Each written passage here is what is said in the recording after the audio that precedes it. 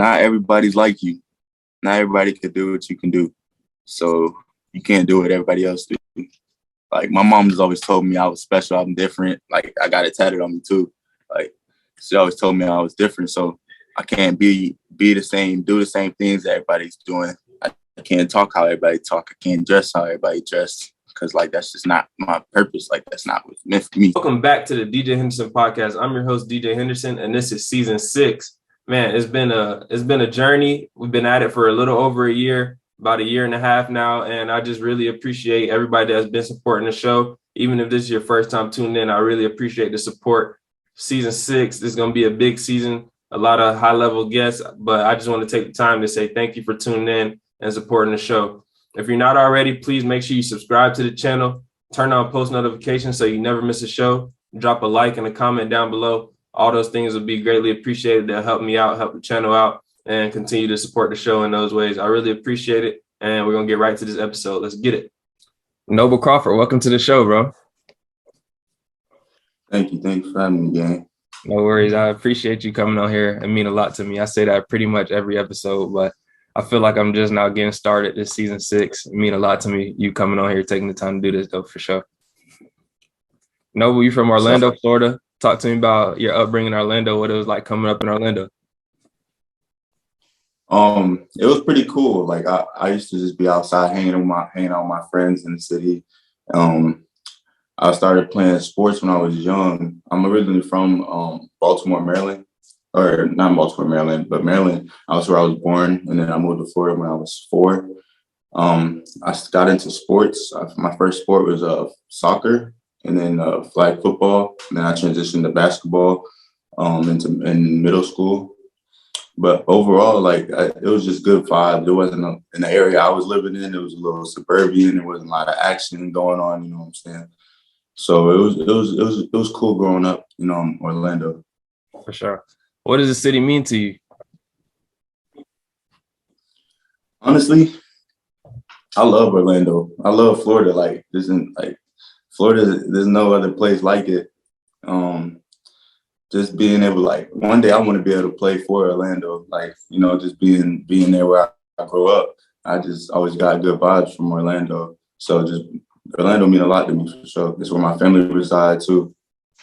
Definitely. That's how I feel too. I'm from Tampa. I feel like Tampa the best city in Florida, and I feel like Florida just the best place to be. Like, I just came back from West Virginia. I was at school, and I'll be talking to people.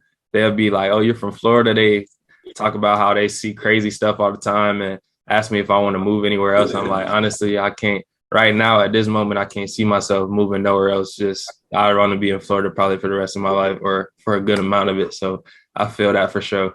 You talked about your sports, playing sports coming up. You played soccer, you played football.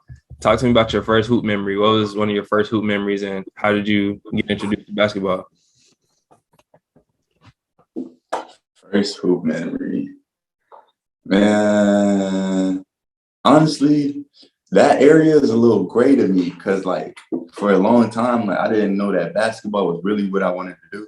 And I was just, like, doing it just for fun.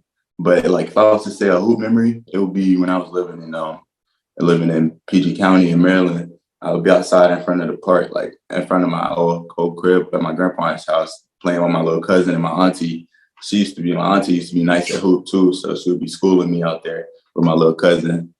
So I think that's probably that one. And, like, one when I first came to Orlando, I met my best friend.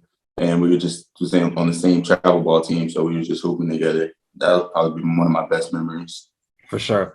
I could feel that. You said it's a little bit great because you didn't know you didn't know that basketball was going to be it for you. I feel like when we met, I think it was freshman year of high school. I think freshman year we was playing on CP25 together. And when I met you, I was like, you was like raw. Like, it seemed like you wasn't all the way into it sometimes, but then, like, after like a year after we wasn't playing together and stuff, I seen you went to West Oaks and all that kind of stuff, and everything just started. I don't know. It seemed like you just turned it up a notch.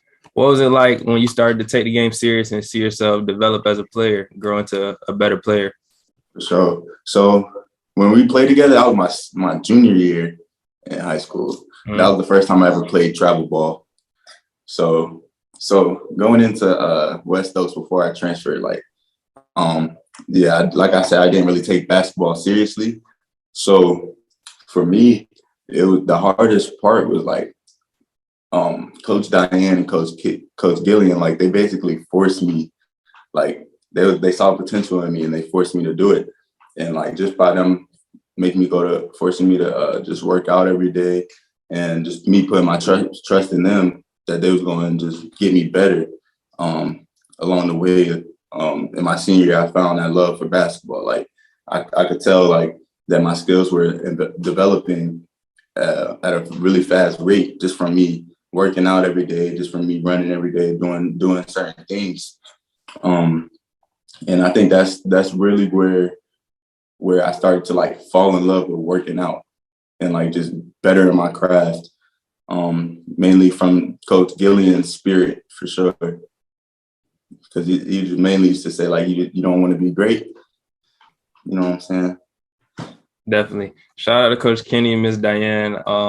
Definitely that whole process, like we didn't first, let me go back. I'd say my freshman year, it definitely wasn't freshman year. That was like junior year, like you said. But I remember that it was your first time playing travel ball, and like it wasn't like you were just sorry or trash or nothing. It was just like I could tell you was kind of new to everything. And then after that, we didn't talk that much, but obviously I still follow you on Instagram, stuff like that.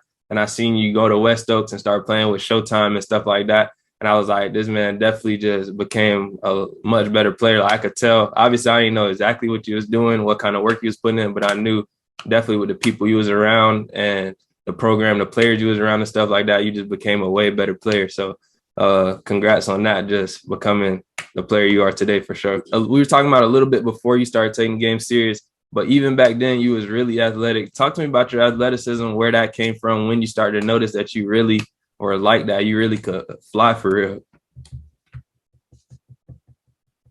Middle school.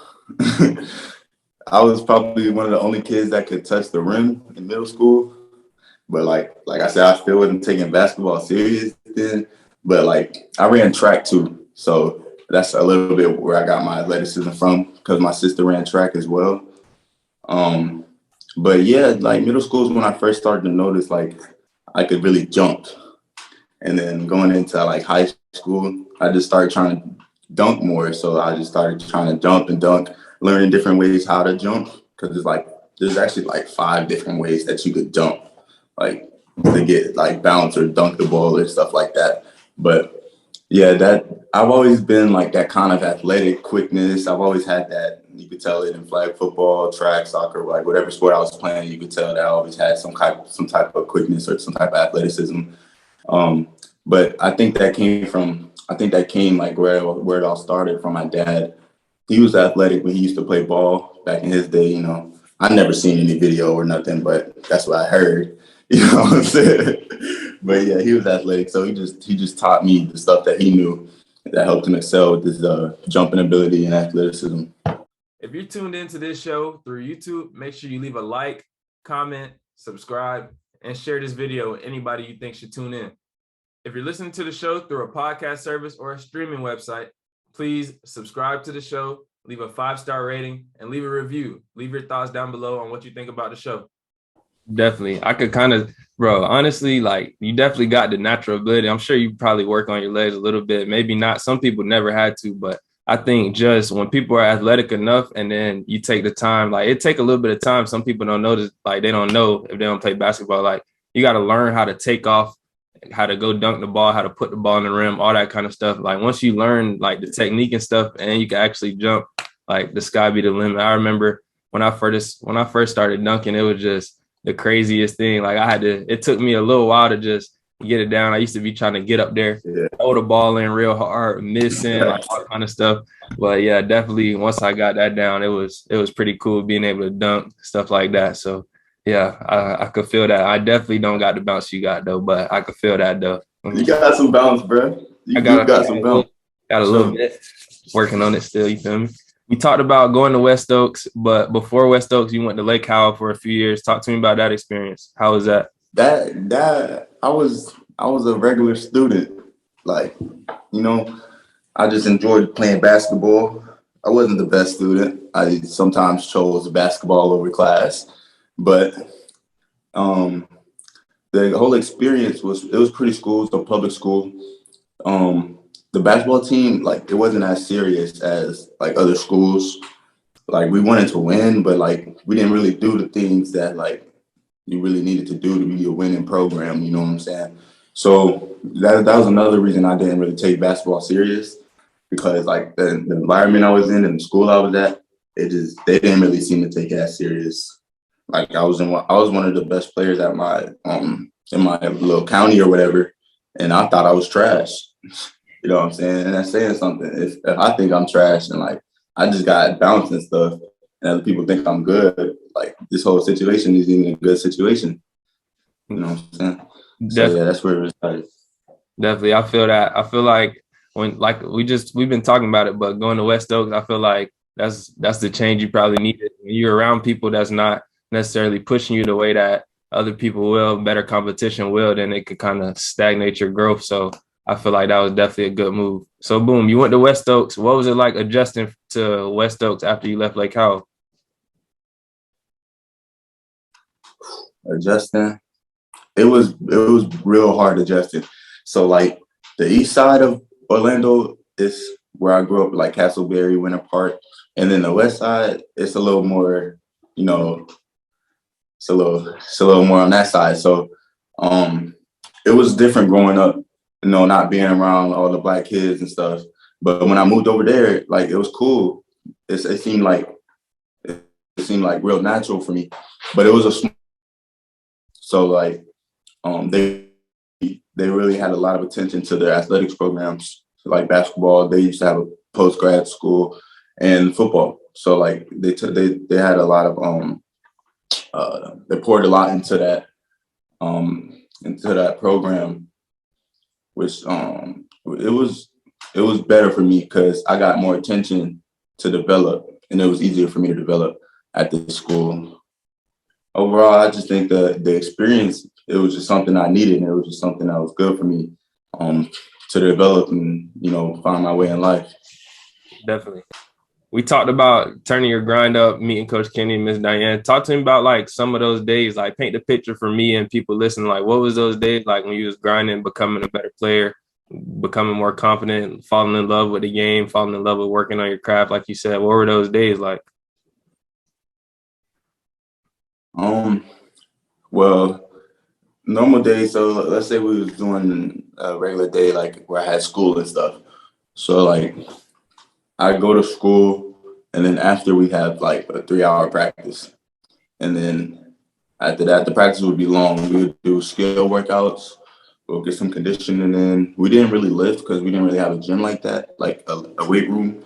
So we'd get some conditioning in, get some skill work in, and then we played but like I think the thing that really, really made me fall in love with is like you can't really control other people's actions. You just gotta control what you can control.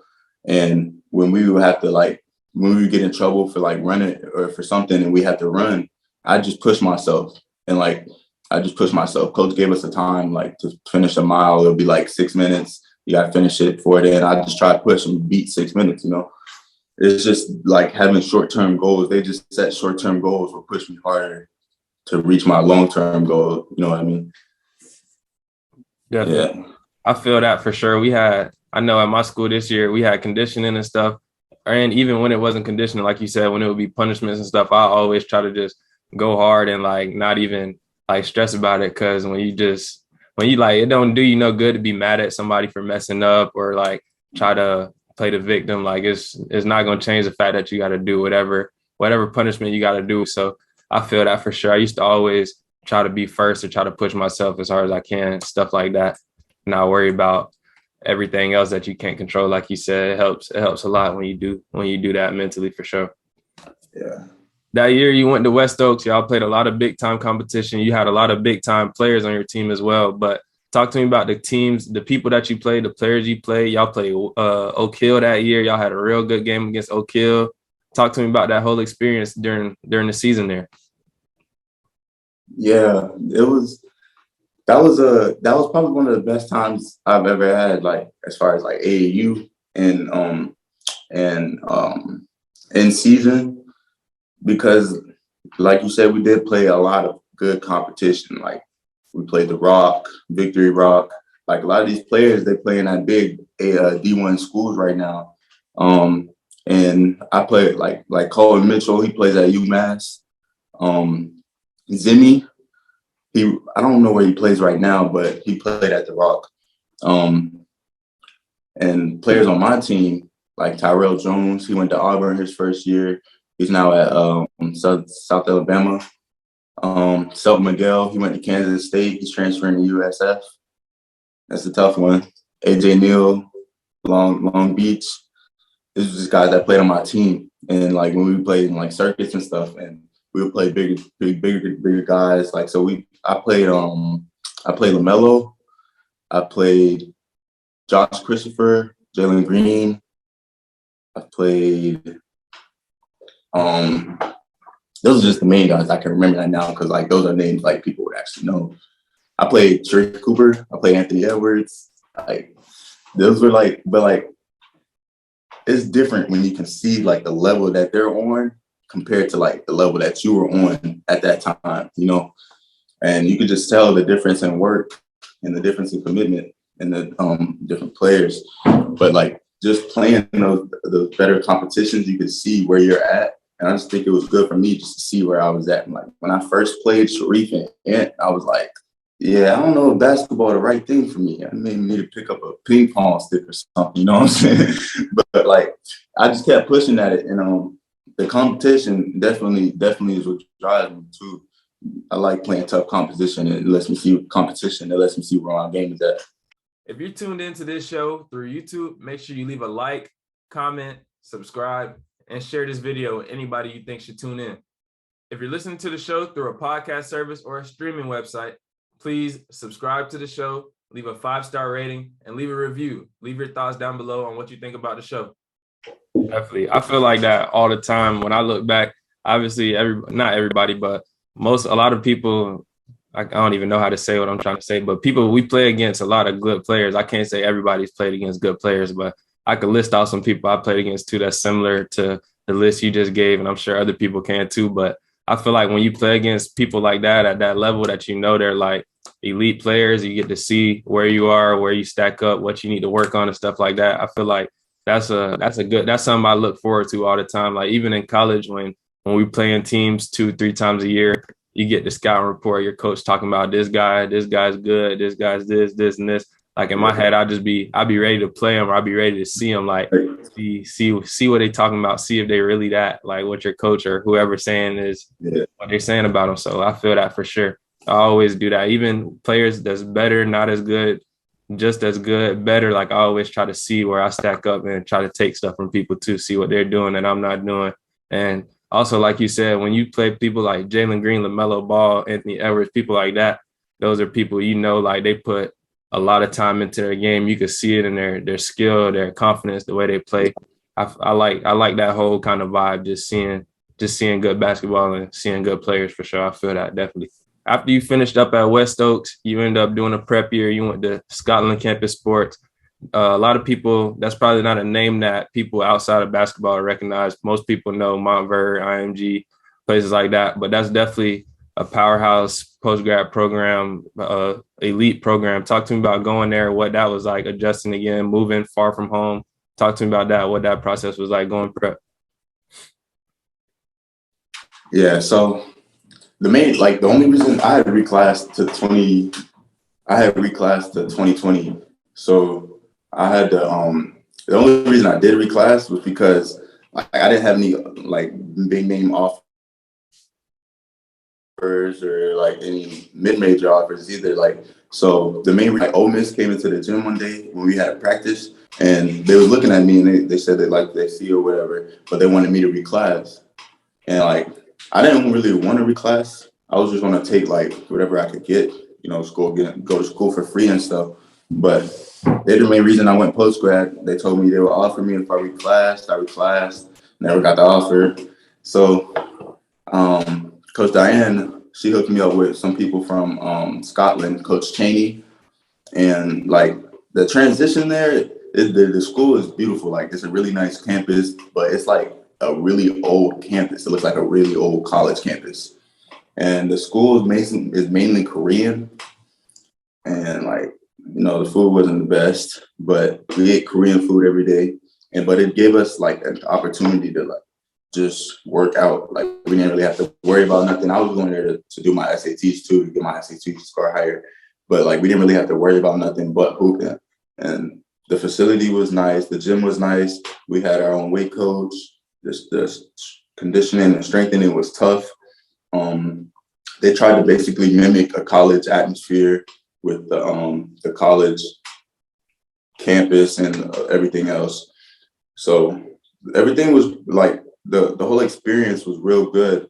Even though I had got hurt there, but like all my teammates were really good. Like, we had a really good team. We actually went to the championship that year, but we lost. I didn't get to play half the season because I had got hurt. But aside from that, like, it was in Pennsylvania. It was cold out there. Yeah, but aside from that, like, everything else was a good experience.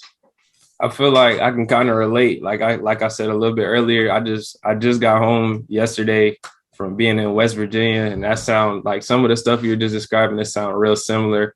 First time being in the cold, first time seeing snow, first time buying a coat. Yeah, like, it's crazy. Just when you go far from home, I feel like it made me a better person. I feel like I changed a little bit just seeing different people, different cultures, being away from what I'm used to. I definitely could feel that. And also being at that level of prep program, I feel like that must have been a great experience. Like you said, your team made it to the national championship. Y'all were loaded. It sucks that you didn't get to play the whole season, obviously, but I know you probably just made the most of it and took what you could from it. I'm sure you learned a lot being there, being around players like that, elite level coach, just all of that good stuff for sure. After you finished up there, you ended up where you are right now, LIU Brooklyn. Talk to me about your recruiting process leaving there. You said you got hurt. How was it affected by that? And also, how did you go into choosing LIU Brooklyn? Okay. So when I first was playing there, they said that me, another kid, Darlin Dubar, Stone, like, we were like the top kids like coming out of that program. And we had a good amount of looks. It wasn't just us, there was multiple players like Trez Berry, Jason Woodridge, Jaden Zachary, Abu. There was a number of players, but like, mainly I was getting, me and those five players were getting looks. So I had only, I think, one or two offers still at that time. This was still early in the season, college coaches coming in and practicing and stuff. I think there was UNCG. That was the only offer I had. And then, like, toward that period of time where I didn't get hurt yet. So for that period of time where I was getting hurt, they pulled my offer from somebody else that had committed there. So they pulled my offer. And LIU was just always around. They was there before I got hurt. They was there after I got hurt.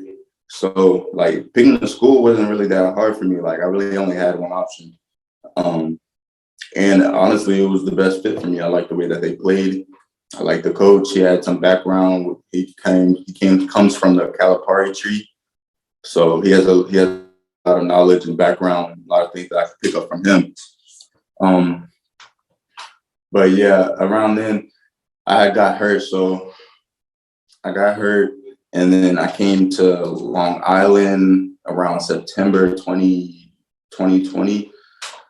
And then, before I came to Long Island, after I got hurt from post-grad, I had went home to Florida and Orlando. I went home, had surgery on my left knee. I had tore my ACL, both my meniscus, and I sprained my MCL on my left leg. So I had surgery. I got the ACL restoration, and they cleaned up my meniscus. And then I had rehab. I went to school like 2 or 3 months later, and then I had rehab a whole 9 months. Rehab myself back, trying to get back on the court last year. And then there was still something going on with my knees. So like it was still hurting. So I went back to the doctor and he said my knee looked like shit. I was like, word? Like I just had surgery 9 months ago. My knee looked that bad. You know what I'm saying? I've been rehabbing. He was like, yeah, it looked bad for real, for real. So I had got another surgery. This time they had to take my a piece of my patella tendon out of my right knee and use it for a graft for my new ACL on my left knee. So I had two surgeries, one on my right leg, one on my left leg, and I had to rehab that. So I was on crutches and I had 2 braces on my legs for like 2 months. And I had got my last surgery in March. So this past March has been a year. So now I'm just keep trying to get my legs right. I still have problems with my legs, jumping, sliding, certain movements. But like from now, I'm just trying to get my legs stronger and get that mobility and flexibility back, so I could just be that player I want to be. You know. If you're tuned into this show through YouTube, make sure you leave a like, comment, subscribe, and share this video with anybody you think should tune in. If you're listening to the show through a podcast service or a streaming website, please subscribe to the show, leave a 5-star rating, and leave a review. Leave your thoughts down below on what you think about the show. Definitely. I'm excited for you to get back to that point. We got a good amount of time to the season. I know you're going to be working hard, trying to get back right. Like you said, trying to become the player you want to be that you know you could be. So I hope that everything goes well, rehabbing that, and you get back to where you want to be before the season next year, next fall. I'm definitely excited to see you play for sure. You talked about how you got to LIU Brooklyn, but is there any recruiting advice you would give to somebody that's listening, that's up and coming, that might be going through the recruiting process right now or will be in the future? What I would say is, like, if you're really looking at a school, make sure like the school fits your type of game, like fits your style. Look into the background of the coach, look how they like to play, who's in their tree, basically like who they came up under. Talk to the players. Definitely talk to the players, because coaches will tell you anything, but the players really know and they can really understand how it is being in that situation. So I would say definitely talk to the players, figure out like if this how they felt about going into the school, their experience there, and try and pick up some things that you could learn just about the school and like the environment, the type of that how the academics is doing, the place surrounding the school. Like just try and get all the type of information that you can about the school before you make a decision.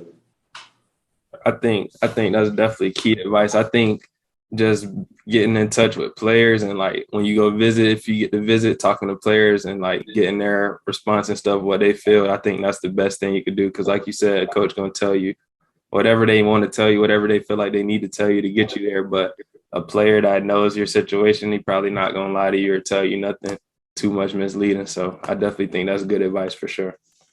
Obviously, one of your main goals is getting back to where you want to be, getting back on the court, playing at LIU Brooklyn. But what are some of your goals for the future on and off the court? Like, what do you want to do in the future? What's some things that's on your mind?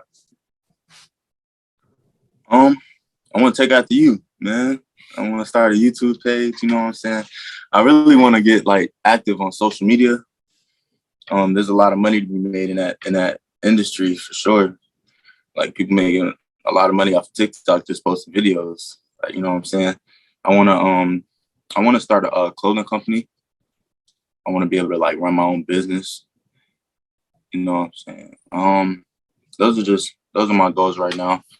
I don't really have much, you know. I try to keep it small so I can keep my eye on the picture. For sure. I definitely, man, you could easily start doing this. Maybe not this, just whatever you want to do. I started doing it partly because it is like a fast track way to become an entrepreneur. Really, like there's people really out here making millions of dollars making YouTube videos. Like, I feel like that's a crazy life to live. Like, you don't got to report to nobody. You just wake up, record, do what you do, whatever your lane is, just do that. I feel like that's like a dream job. That's like our generation's version of a dream job for sure. So exactly. I respect that for sure, definitely. Last segment of the show, I like to call it Crunch Time. Is where I ask a couple of last questions. Crunch time, that's the fourth quarter in basketball, football, and just end of the game situations. You got to come through, do what you do. So these just a couple of last questions just to wrap the show up. What's the best piece of advice that you ever received? The best piece of advice I received was not everybody's like you. Not everybody can do what you can do. So you can't do what everybody else do. That one really stuck with me because it's like my mom has always told me I was special, I'm different. Like I got it tatted on me too. Like she always told me I was different. So I can't be the same, do the same things everybody's doing. I can't talk how everybody talk. I can't dress how everybody dress because like that's just not my purpose. Like that's not what's meant for me. So I think that would be the advice I would give. Definitely. That's something I feel like too. My dad told me the same thing. Can't do everything with everybody. That's something I tell myself too. Everything not for everybody. You gotta choose who you do certain stuff with, whatever you're doing. Everybody can't do the things that you're doing. Everybody not trying to do the same things you're doing. So I feel that for sure. What's something that a random person wouldn't know about you, but your close friends, your family, they know about you? I played the trumpet. And I used to be in the choir. Definitely. I used to be in the choir too. I definitely used to be in the choir at church for sure. If you could go back in time and tell your younger self a couple of things, what's some things you would tell yourself? I think first, I tell myself not to take anything for granted. I think second, I would tell myself not to be scared to try things. And then I think third, I tell myself to get right with God. That's what I tell myself. I think all that's major advice. You would have set yourself up pretty good. No cap. That's a lot of good advice to give. Definitely. Who are the top 5 rappers out right now? Who are your top 5 rappers out right now? Yeah, top 5. I'll be listening to like underground rappers too, low key. So I gotta go with Davey. I gotta go with Gunna. I can't say Drake. Like I just can't. I don't know why. I can't.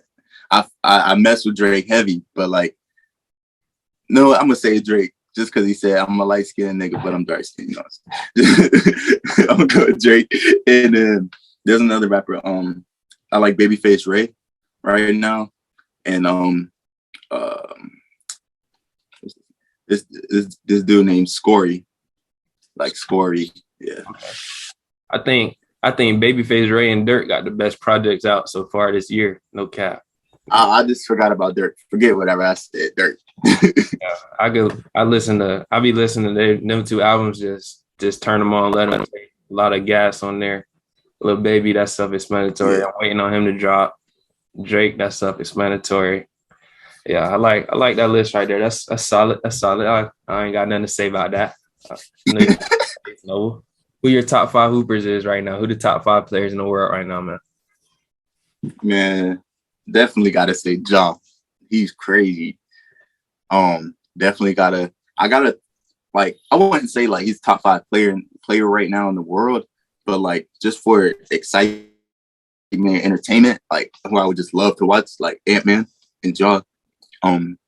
Definitely I like Jason Tatum. His game's a little weird to me, but like he make it work. So I like Jason Tatum. KD and right now just Jordan Poole right now. Okay. I ain't gonna lie, Jordan Poole been doing it. I could rock with that. That's not your top 5 in the world. That's your top 5 favorites. Yeah, right now. Right now, my top 5 favorites. Ooh, I gotta say Ja. I gotta say, it's hard. It's hard for me not to say the best. My favorites, Ja, Jordan Poole gotta be in there. Kyrie always must see TV. Who else do I like? Dang. Who do I like to watch? I'm gonna just leave it at that because I just want to say Bron, KD, Giannis like that. Giannis, yeah. Yeah, but all right, I mess with that. I mess with that list. If you could meet and spend a day with 3 people, dead or alive, who would they be and why? Dead or alive? I'd want to meet Obama. Definitely would want to meet Obama. I'd want to meet. Yeah, that's a good question. I think I want to meet Michael Jackson, and I want to meet Jackie Robinson. That's tough. That's Obama, Michael Jackson, and Jackie Robinson. Yeah. That's hard. That's hard. This season 6, I asked this on every episode, so I done heard about 50 some of these, and that's tough. That's Michael Jackson, Barack Obama. Yeah, I like that. Noble. I like that, Noble. Good, bro. Good taste. I like it. Last question I ask on the show. Who is somebody I should have on my show next? Whoever you say, you got to plug me in. You got to help me get them. Who you think I should have on here next? Let me see. I think you should have Jaden. He was on my post grad, and they went pretty deep. Well, I don't know if they went deep in the tournament, but like they went to the tournament this year. He played for Boston College. Jaden Zachary. Yeah, he's from Wisconsin. Yeah, he went to Chipotle. We played him at Chipotle, but I was hurt, so I didn't get to play him. But my school played him. He's definitely tough for sure. Yeah, he's definitely tough. Yeah. All right. Jaden Zachary, if you see this, man, come bless the show. I need your presence on the show. It means a lot to me. You're definitely a hell of a hooper. I appreciate it if you came on the show, if you see this, man.